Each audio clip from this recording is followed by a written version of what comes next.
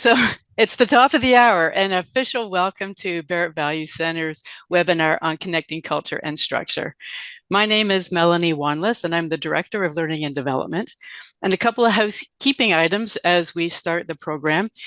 If you could please all put your microphones on mute as we are recording this, and we'll send it out to those who are unable to attend today, and you will get it, of course, as well. And because we are keeping this to a tight 30 minutes, we ask that you put any questions that you have in the chat line, and we'll do our best to bring in questions as we go through the program and have a little bit of time at the end as well to answer some questions for you. Now, before I do an official introduction to Chris Gomez, our CEO, I'd like to just share a little bit about who is on the line and who has registered for today. So we've had over 300 register for the program, which is super exciting. And from the survey that you have filled out, we have about 70-30 split between those who are already certified with Barrett Value Center. So thank you for joining us. And we have some who are not certified, maybe contacts, or perhaps even new to Barrett Value Center and are curious about what we do. And so we're a special warm welcome for you for joining us. And if you would like to know more information, please feel free to reach out to either Chris or myself. We're always happy to have one-to-one conversations. Now you can see over on the right-hand side that we have a number of coaches and consultants. And we have some folks who are inside organizations, be it executive managers or internal change agents or external change agents for that matter. When we go through the program, we will speak to either your client experience, or you can think about it from your own organization. They both apply for sure. And for those just coming in, if you could please put your line on mute, that would be greatly appreciated so we can ensure a clean recording for those who will be listening. And just to say as well that we have a number of people, you can see on the bottom left-hand corner, the primary industries. These are just the top industries of where people are working. I think in the pick list that we had, every industry was covered, but these are the top ones. So you get a bit of a flavor of the work that folks are the space that folks are working in. And then last but not least, you can see by the locations that we have people from almost every corner of the world or a good part of the world. So thank you for taking the time. I know there's a few of you who are in an opposite time zone for us. So thank you for staying up and coming with us today live. Okay, so without further ado, I am going to introduce Chris Gomez, who is our CEO. And he is one of the co-founders of Barrett Value Center. So he's been hanging around the center for a very long time, over 27 years now. And we're bringing to you today 3 ideas of connecting culture and structure. And it's from experience and our learnings from consultants that we've been working with, from clients that we've been working with, and from Chris himself as a CEO working within an organization on some of his learnings in connecting culture and structure as a CEO. So with that, Chris, I'm going to officially hand the baton over to you. Great. Thank you, Melanie, and welcome everybody. We do appreciate you taking the time to be with us today. And I just want to kind of elevate, a point that, we do have a lot of people from, different countries around the world and lots of different industries. And in the world that we live in, that is also quite divisive. I just want to recognize the connection that we all have to the dedication around how do we help organizations through culture transformation. So I think that's an important highlight to note for us here. And Barrett Value Center has always had the kind of main tentpole of, we can't do this alone. And so one of the intentions of this program today is to share some insights, if nothing else, that you can take away back to your organizations, back to your customers, to help you in the challenges that you or your organizations are facing. So again, thank you for joining us today. And we hope that we're able to provide you something useful that you can take away. For those of you that might be new to BBC, as Mel mentioned, we've been here for over 25 years, and our business is in culture and leadership analytics to help businesses create sustainable and resilient organizations. And we've done work from Fortune 500s to small teams and startups in every industry that was listed in the survey that you guys saw before the course. And we have a lot of depth and experience. So we have, our main offering is in the area of culture and leadership analytics. We do have a framework and a model and an approach to that, but we're not going to be spending a lot of time today talking about the culture analytics and necessarily the underlying frameworks and models. We do invite you, if you are new or not familiar with it, to reach out to us. We would be happy to go over that with you in a different setting. What we'd like to kind of do today is, how do you leverage the work that you're doing in culture and connect that into the structure of the organization, the systems and processes. We think that's kind of a missing component in a lot of culture transformation endeavors.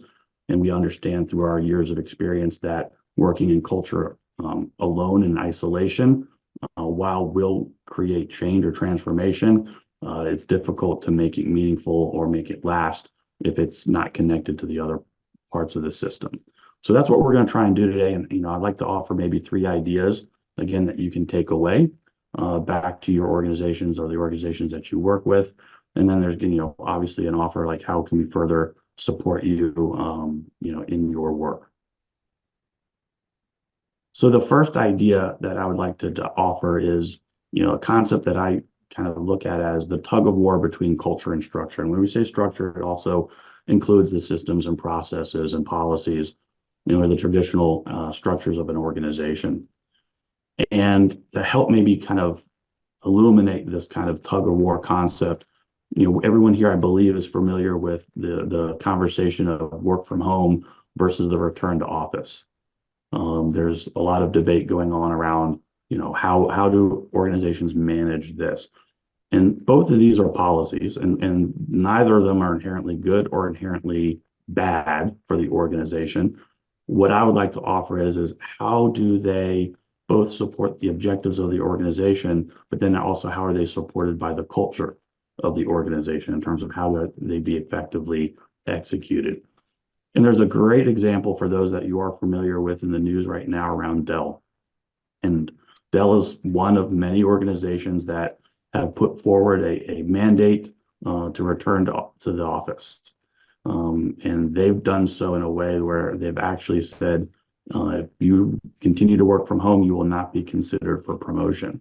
And that is the policy that they have offered. And it's been very controversial. And there's quite a lot of business articles written about this. And if you go and look at Dell's website and you say, well, okay, well, what's that? What are they about? And if you see that they say they're united in purpose and our strategy and our culture, and that we have an unwavering commitment to equality, trust, and advocacy for one another. And you look at these 2 things and you ask yourself, well, how does this policy equate to the culture that they're trying to create? And, are these things 2 working together, and what's really going on here? Adding to this, about 2 years ago, Michael Dell, who I would imagine you're familiar with as the chairman of Dell Computers, wrote on LinkedIn, and this is a quote: "If you are counting on forced hours spent in a traditional office to create collaboration and provide a feeling of belonging within your organization, you're doing it wrong." That's a pretty strong statement around, how do you connect culture and that, in the work from home. And now you look at what they're talking about in the news today about if you don't return to the office, you won't be considered for promotion. So there's something going on in between the tug of war of the culture that is existing in Dell and existing in terms of like their espoused values and the policies that they're creating for the organization. And if I was working with Dell, I think one of the first steps I would want to take a look at is how do we do a culture assessment to analyze what's going underneath here. I know from experience that the global pandemic was a big catalyst for change within organizations, and a lot of them spent time like, well, how do we focus on our culture? So is this a symptom of there was an excessive focus on the culture and it became maybe idealist or disconnected from the organization? Is one possibility, one hypothesis. and analytics will help us discover what's going on there. Another hypothesis, which I tend to believe might be more likely, is there an emerging way of working that the culture is advocating for, and that is leadership or organizations not well equipped or comfortable with this new emerging paradigm of how organizations want to work, being promoted by that or advocated by the culture that's emerging. And they're desperately seeking to get back to the way things were because that's their comfort zone. That's what they know how to manage. And so I would also kind of advocate for a leadership assessment here to understand, what's going on with the leadership and why they have shifted from a statement from Michael Dell around you don't need to be in a traditional office to have a culture of collaboration to if you don't come back to the office, your career has been limited at Dell Computers. So that tension is something that when you go back to your organization, can you feel something that, or is it working in harmony? Are the policies and systems supporting and nurturing the culture and vice versa? So that's one offer I would like to make for you today.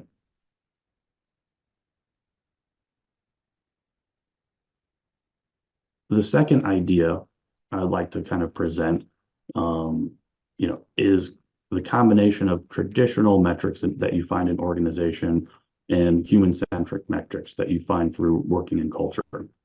And as you see in this slide here in the center is the Barrett model. And again, I'm not going to go into detail about the Barrett model, and I would invite you to reach out to us, and we would be happy to go into that in further detail for those that are not familiar. But what is kind of universal if we're working in the area of culture is we will come up with some culture analytics, right? Whether it's through BBC or through other organization or your own, you might have some type of metrics around our culture, and here are the values that we have. And knowing that organizations are human systems and we can map culture to that, we should also be able to map and measure where do the KPIs, the traditional metrics that we know organizations are already tracking and monitoring, right? Because if you want to manage it, you have to be able to measure it. Are you tracking and monitoring and managing these things in isolation and separation? Or are you looking to see how do they line up? How do they complement and support each other?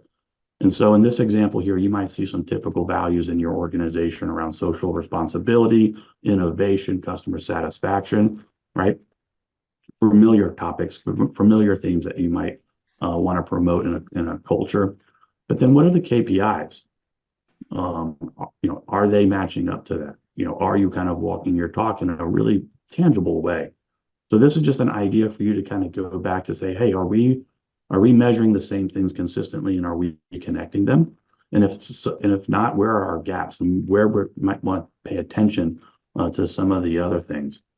And the implications and the upsides that are connected to this, I would suggest maybe two different kind of concepts. One is as you begin to align the metrics, both in the culture and on the performance side of your organization, that's when you start to unleash the flow. That's when you start to unleash the potential of people in your human system. And that's where you get the benefits of the work that we're doing. And that's, to me, is a compelling reason alone. But another compelling reason is there are new generations entering into the workforce that are asking very serious questions and challenging, the role of business and have different expectations for organizations. And if they are entering the workforce and they're seeing the values that you're espousing on your website, or on the walls of your lobby or on your PR materials, but then they enter in your organization and say, well, these are the things that matter and that we're tracking, on our monthly and quarterly reviews and our KPIs, and they're not the same, then they're going to really question, like, are you, what's the integrity going on in the organization? And is this really an organization I wish to be a part of? So this is also going to help with kind of the generational shift that all organizations are going to experience going forward to be more authentic and to kind of be attractive on an authentic level to the people that are coming into business.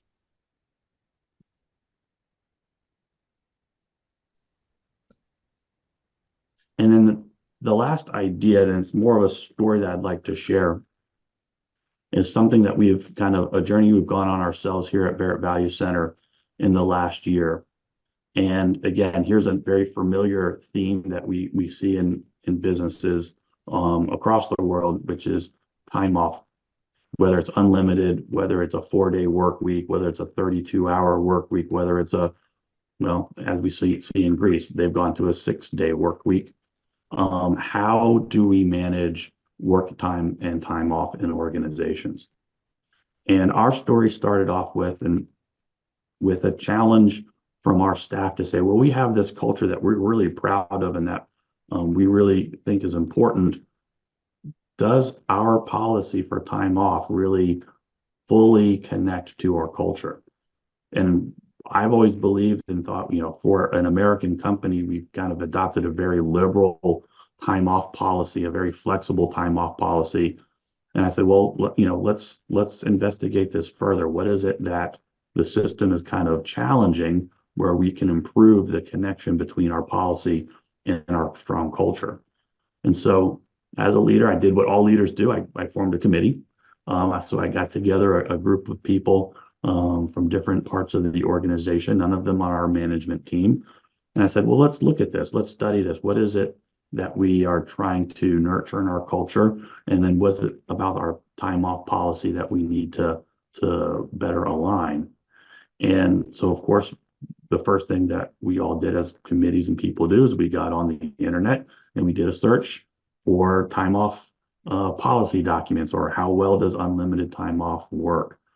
And in that process, what was kind of interesting as a learning was, as we were looking at typical time off policy documents, which you can find on the internet, the team was coming back to a conclusion of, I don't know if this is going to work for us, which was not a conclusion I was really anticipating from the get-go when on the table is an offer of an unlimited time off policy, to come back to the CEO saying, actually, we might be better off staying with what we have versus this because of all these reasons. And I said, well, let's take a pause and let's peel back a little bit. Like, why do we feel that this might be a challenge or might be a backward step? And so they started to enumerate all the kind of learnings from other organizations of people end up taking less time, or it doesn't really work, or so on and so on and so on. And I said, well, how do we want to address that? Do we want to walk away, or do we want to really dig into this, because this was a called out question? And this took a direction of what I would imagine happens in a lot of organizations is we started to try and now legislate culture through the policy. Oh, the policy says we have to do this and behave in this way. And so all of a sudden we started to trust our culture less in trying to impose a culture through policy legislation. And we then had to take another time out and say, well, this is the wrong road. This is not where we needed to go. And so we said, well, what do we need to do here? And so we started to really understand, well, what are the behaviors that we're looking for? What is it that we're wanting to elicit to achieve this work-life balance, to achieve better interdepartmental communication? And so we had to talk about, well, what does it mean for me? And this was the real key learning, was on face value, everybody says, we love the culture that we have. We want this policy for our culture. But we were finding certain people saying, I'm having a hard time connecting to this. I'm having a hard time. I want this unlimited, but I'm not sure how I connect to it myself and with my own behaviors. And the interesting thing is I said, well, how is that a challenge for you? And so, well, my sense of commitment to the customers that I'm working with, I find it hard to say no. Well, this was now an opportunity to say, well, what are the behaviors that we need to maybe shift in our thinking about ourselves to facilitate the adoption of something like this, to create that even better alignment. And that was a great learning for this person, because it allowed him to understand that maybe his commitment or his customer satisfaction is an overplay to his health and his well-being, or his balance between his work life and his home life. And that was a real shift for this person. And in fact, one of the quotes that you see here on the screen was me checking back in with him about that. And I think it's he was the first quote on the screen there, and his thinking about this has completely changed. And so the takeaway I'm hoping you can have for this is it's very easy for your HR departments or even for you to Google the templates for any new policies or procedures that you can put words to a paper and you can publish them and say, well, this is now the new approach. Take the extra time to understand how it connects, what are the behaviors, what are the implications to the culture that are going to be required to make it successful. And just to connect to the kind of previous point I discussed about the metrics, we set up our own metrics. We set up a timetable to say, hey, how do we go back and revisit it? And we looked at the data, and we found, well, the fears around people not taking time off didn't manifest, right? The fears around people taking a 6-month vacation and abusing the policy did not manifest. What manifested was people were taking the time off that they needed. And as you see in those testimonials, the cultural changes and the improvement to the way that we do things was the true benefit.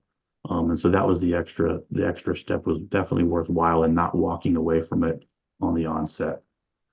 Now, if you've been in this business long enough, I'm sure you're going to also come across a group of kind of roles that you'll find in organizations where I call the weebies. And the weebies, in my affectionate opinion, are the we be here before you came to change things, and we be here after you leave and things go back to the way they were.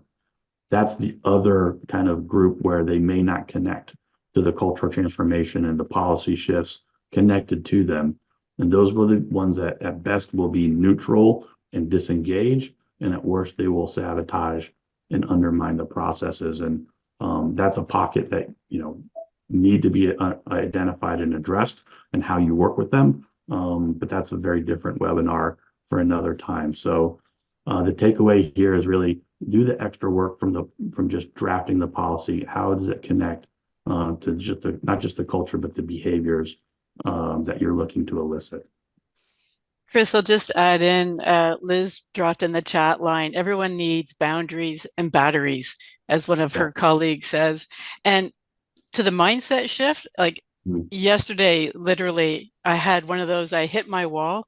It was maybe 4 o'clock in the afternoon, but I come from that generation where you need to work from 5, you need to put your, 8 to 10 hours in a day, or you're truly not working. And the PTO policy was like top and center. It's like, no, it's okay. Turn the Slack button off. It's okay. Away you go. So thank you, Liz. I looked at my boundaries and my batteries because they needed to be recharged. Absolutely.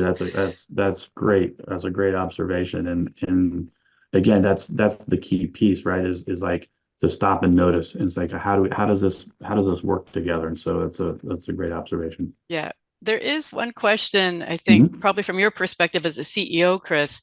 Danielle is wondering how might you mitigate the possibility of an abuse of a policy? I love the trusting culture is the way to mitigate, but is that enough? Yeah, I mean, I don't think you can understate that, because that was a huge, because when you put on paper, and we actually decided, because we thought the term unlimited time off was poorly branded. It sounds sexy. I think it's poorly branded. And we actually call ours flexible time off, because we understand the give and take between understanding the well-being of the individual and the well-being of the organization. And to us, that is the keystone of making this work. So to answer that question, it's not policed by it's actually policed by all of us. And that information is transparent and open to what people are taking off and if it's being abused or not, that we self-monitor and we self kind of correct. Both on the, it's easy to go to someone's going to take 6 months off because it's quote unquote unlimited. But the great thing that is also emerging is, hey, Joe, I've seen you've only taken 2 weeks off so far this year. Like, are you okay? Like, do you need to take more time? So it's actually working in both directions. And it's about that shared responsibility. It's about, we actually are all responsible for our culture in that dimension of caring for our own well-being and also caring for the well-being of the organization. Because yeah, if we all take 6 months off, is there an organization to come back to, right? Hmm. Hmm. There's another question, Hmm. and it's, it could be a yes or no answer. Do you have perspective on cultures where one division has unlimited PTO, where other divisions have defined or limited PTO? She uses the example, or Dennis, or uses the example of Uber has recently gone to this. Yeah. Um, Yeah, great question. It's again, and this is kind of back to the work from home, remote, return to office. They're both policies, right? And I think what I have learned is there a good, is there a good policy or a bad policy? They're just policies. And how well do they effectively help the organization achieve its objectives? And how is it tapping into the culture as that fuel to really ignite that? And if it works for your organization to have those two things, then that's great, right? But then you have to test that. You have to explore. You have to peel it back. It's not a matter of saying, "Oh, well, we're just going to put one over here and one over here and see what happens." You really have to do the work to test that alignment. Uh, because I think in equating it also to the work from home, there are organizations where maybe you're in the knowledge space where working from home, working from the beach, working from the coffee shop doesn't really matter, and there's a factory floor, mhm. right? So how do you balance that? Can you have both? Does it have to be all the same, or can you say, well, what do we need to achieve, and what's the culture for that that we need to tap into? And that's where the work is, and that's honestly where the answer is. Right, right. Yeah, good one. Yeah, and then there's a comment. There are many examples where the handbook of policies don't match how to live the policies. To your Oh, point. for sure, for sure. And that was really the genesis of Barrett Value Center in terms of we were all working in consultancy firms and such. And of course, the traditional way of how do we improve performance? Well, we're going to do a reorg, or we're going to do a retraining, or there's a new process, or there's a new handbook. And we thought, well, gosh, there's something missing here. And it's about culture and it's about the people. It's not rearranging the boxes, it's about the people inside the boxes. Hmm. And that's how we started this business. And I think sometimes we get a little bit with blinders on going, it's culture, culture, culture. And there's an unfortunate bumper sticker phrase that culture eats strategy for breakfast, which I don't believe is true. And Drucker never said it. That if we do overplay culture, the natural tendency of the system is going to pull back on the structure side, Hmm. right? And that if we take a balcony view perspective of the whole system and understand that these things have to work together, that's when we get the long lasting success. Hmm. The dance, if you will, not the tug of The, war. the dance and not the tug of war. Exactly. So I just want to do a quick recap. And this is again, if nothing else, I hope you found something useful or something that's inspired you or something has kind of ignited some different thinking from the experiences that we've had. And so here are three things that how you can put maybe this into action as you go back into your organizations. Um, are you sensing a tug of war? There will always be a tension. I want to make that really clear, but there's a healthy tension and then there's a tug of war. So are you sensing a tug of war? Are your KPIs and your culture metrics working together or are we working in isolation? So are there gaps or alignments? And then lastly, when you look to maybe shift the policies, shift the processes of the organization, make sure you do the extra work other than just drafting them on paper and really make sure how they connect to the organization's culture um, through the behaviors and the values that you're looking to kind of help ignite to drive the organization forward. That's perfect. Thank you, Chris. And we would love to hear from you, your experiences already, and as you go forward, taking into consideration these three ideas. We'd love to hear back from you. And if you're interested in learning more, this is my shameless plug for transforming organizations. The conversations that we've had today are just some of the items that you will experience in the in-person program that's launching this fall in Spain and transforming organizations.